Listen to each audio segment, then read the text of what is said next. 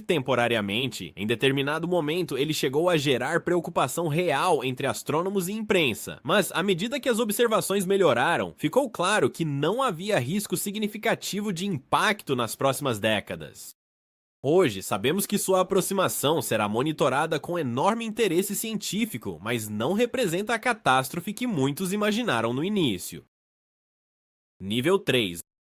Estamos na zona amarela. É aqui que a escala deixa de ser apenas um registro técnico de objetos em observação e passa a entrar em um campo de vigilância séria. Os asteroides nessa faixa ainda são improváveis de atingir a Terra, mas já merecem atenção especial, porque, se o impacto acontecer, as consequências podem ser significativas. Não estamos mais falando de um simples susto estatístico. Estamos falando de objetos que exigem monitoramento constante, revisão internacional dos cálculos e acompanhamento muito mais rigoroso. Na zona amarela, o risco continua sendo incerto, mas já não é irrelevante. Em níveis mais baixos dessa faixa, o cenário ainda lembra uma versão mais preocupante da zona verde. Um asteroide faz uma passagem mais próxima do que o normal e os dados iniciais apontam uma pequena possibilidade de colisão. Só que agora essa possibilidade começa a ganhar peso porque o tamanho do objeto e a energia envolvida no impacto tornam a situação mais séria.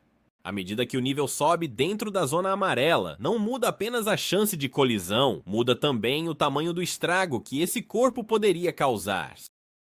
Um objeto nessa faixa pode ser capaz de provocar destruição localizada, especialmente se atingir uma área habitada, ou devastação regional, dependendo do seu tamanho, da velocidade e do local do impacto. E prever isso não é simples. A trajetória de um asteroide pode sofrer alterações sutis ao longo do tempo, principalmente quando ele passa perto da Terra ou de outros planetas. Um encontro relativamente distante hoje pode influenciar decisivamente um encontro futuro, anos ou décadas depois. É por isso que os astrônomos levam essa zona tão a sério. Um exemplo marcante desse tipo de situação foi o asteroide 2024 IGO-R4. Após sua descoberta no fim de 2024, ele entrou em uma fase de grande atenção porque os cálculos iniciais apontaram uma chance superior a 1% de impacto com a Terra em 2032. Isso bastou para elevá-lo à zona amarela e acionar um monitoramento muito mais intenso. Durante algum tempo, a probabilidade subiu, o que aumentou ainda mais o interesse da comunidade científica.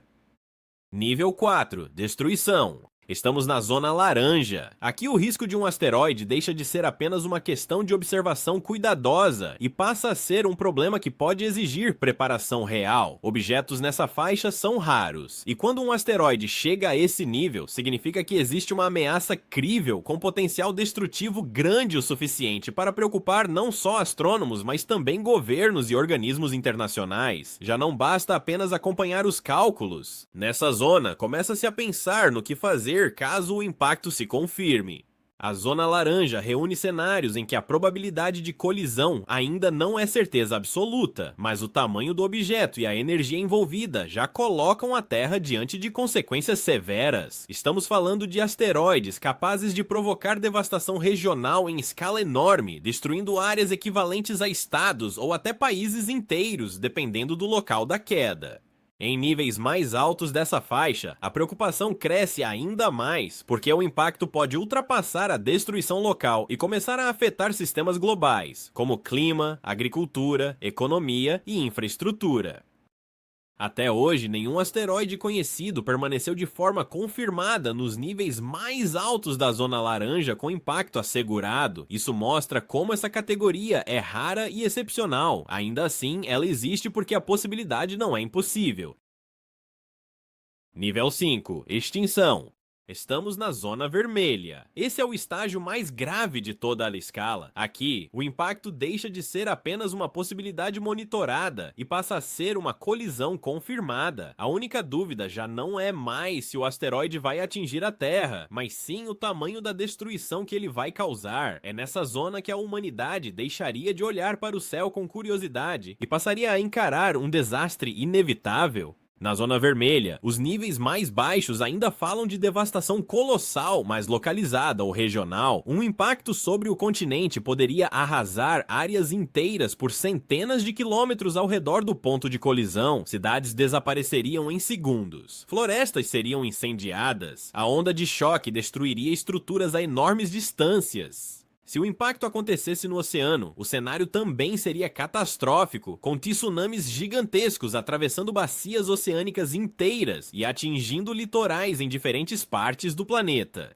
É no topo da zona vermelha que entramos no cenário de extinção. Aqui estamos falando de um impacto tão extremo que ele teria capacidade de mudar o clima do planeta por um longo período, incendiar áreas imensas, interromper cadeias alimentares e ameaçar a própria continuidade da civilização. Oceanos poderiam gerar deslocamentos gigantescos de água. Nesse ponto, não seria mais apenas uma catástrofe humana, seria um evento planetário.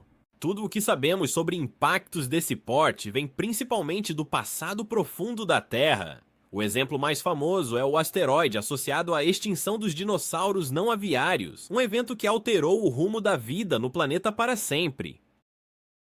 Obrigado por assistir! Se chegou até aqui, já sabe o que fazer.